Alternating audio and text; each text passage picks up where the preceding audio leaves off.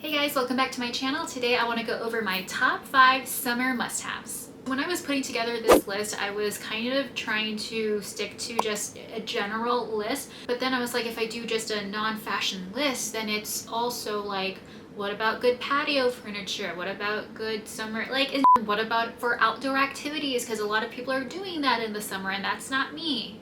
So if I were to kind of label this must-have summer list, I feel like it's a mix between fashion and just in general. Maybe this list is more for your girly girl. Number 1 in my top 5 summer must-haves for the girly girl should come as no surprise, and it is my Bluestone sun shield. You can't just get any sun shield. Whatever you get, you want to make sure that it will fully protect you from all the UV rays. I am someone who, and I feel like I sound like a broken record, but I have melasma, I have dark spots, I have sun damage from living in Arizona, going to college in Tucson, not wearing any sunscreen. And so now it's catching up with me at the age of 34. I can see everything. And so I don't go out in the sun if there is a UV index of 3 and above without this. Sometimes even at UV index 1, I am wearing this. But over the years, I've learned you really want to stick to looking at the UV index. Is it a 3? And if it's a 3 and up, you want to make sure you have extra sun protection. Of course, I'm also wearing sunscreen, but I like this for dog walks, if I'm out tanning or at the pool. When I was in Palm Springs, I constantly wore this just because I don't want to do any more damage to my face, and I am using a skin brightening cream that includes hydroquinone to brighten up these dark spots. So it's essential, with my skin being extra sensitive, that I put this on. And yeah, I mean, you might look a little silly, but at the end of the day, you're gonna have better skin than everyone else. I do have a code. You can get 15% off with Christina 15. I'll link it down below, as with everything else, of course. But absolutely, number 1 must-have item for the summer. The next thing, of course, goes hand in hand with that. You want to make sure you have sunscreen. These are 2 of my favorite sunscreens. This one is tinted from Alastin, and this one is from La Roche-Posay. It is not tinted. The reason why I have 2 different ones is because I will always use this as my base layer of sunscreen if I am wearing makeup that day. So this is what I have on right now for my base layer of sunscreen. I also like that I can easily reapply this.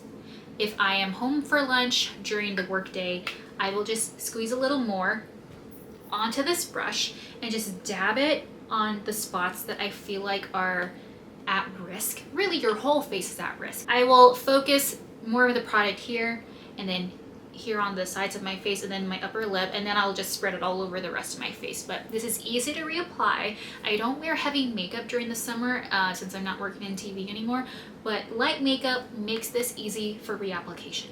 I also feel like it's a little bit buildable, so that is something that I might wear on my lighter, no makeup look days. But for this one, I really like this because it just melts into your face so nicely. I have another version of this that is more of a body sunscreen, and the difference is crazy. It doesn't melt in your face. It's just there, and I feel like I have to work a little bit harder. This is a brand my dermatologist recommended to me, so I have been sticking with it. I also have their face cleanser. I have 2 different types. I just ran out of the other one. So this is something I wear when I truly have a no makeup day. It's part of my routine. If you're not wearing sunscreen right now, you should definitely start. I wish I did when I was in college, because that's when I was out in the sun the most. I mean, I was out in the sun for the majority of my life, because when I was little, we didn't have cell phones. We weren't on the computer a lot. Do you guys remember Zoog Disney? That's from when I was really little, and that's the only time I'd ask my dad if I could go on the internet and play some games online. And so when I hit college, I definitely should have put on sunscreen. I just didn't know the extent of the damage that could be done to me, because I kind of thought I was invincible. So wear your sunscreen, make it a habit, because it's easier to create a habit than break a habit. The 3rd summer must-have on my list is a good water bottle. I've got 2 of my favorites right here, and I feel like they have just a different purpose for each. This is my newest one. I got this when I was on the retreat in Palm Springs. This is from Tao. Apart from loving this color, I also love that you can flip up the spout, push it back down, and just throw it in your work bag. So this I will constantly throw when I'm heading to work, leaving work. It just goes in my bag. But if I want, I can also carry it. So if I'm going on like a short hike, this is something I will take. It is a 30-ounce water bottle.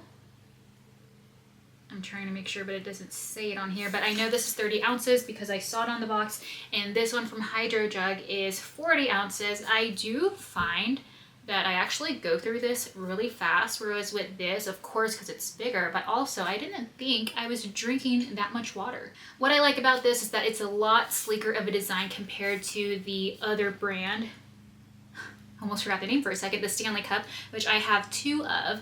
But when I switched to this, I just was like, wow, it's so beautiful. It's so sleek. I love the handle. It still fits in the cup holder in my car.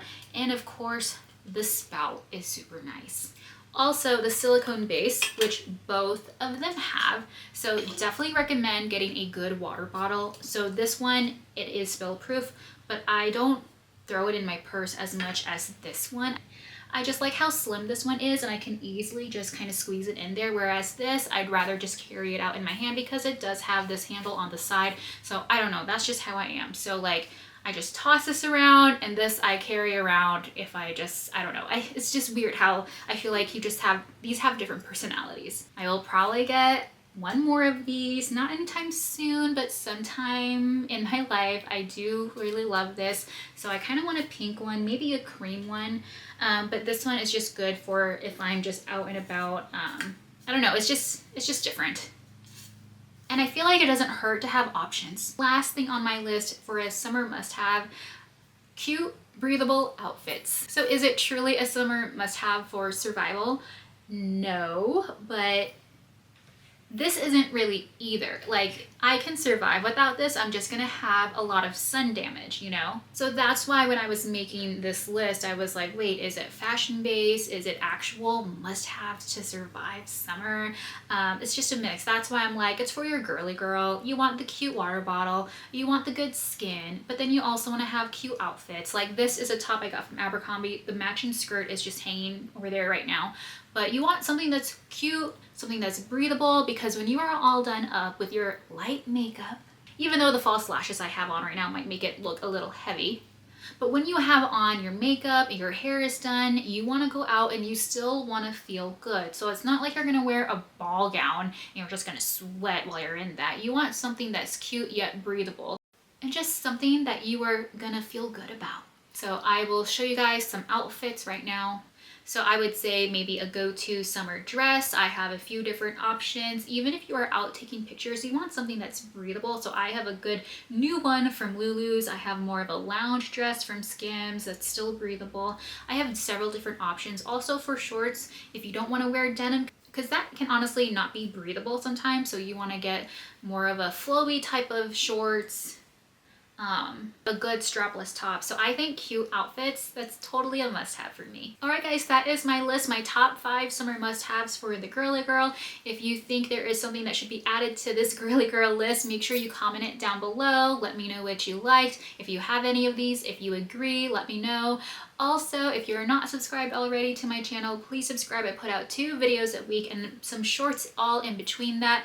And if you don't already follow me on Instagram, give me a follow there. I post on stories daily, kind of sharing my life with the corgis and just overall a little bit of Montana too. Not the outdoorsy type, but just, you know. But that's it. I love you guys so much. Thank you for being a part of my community, and I will see you in the next video.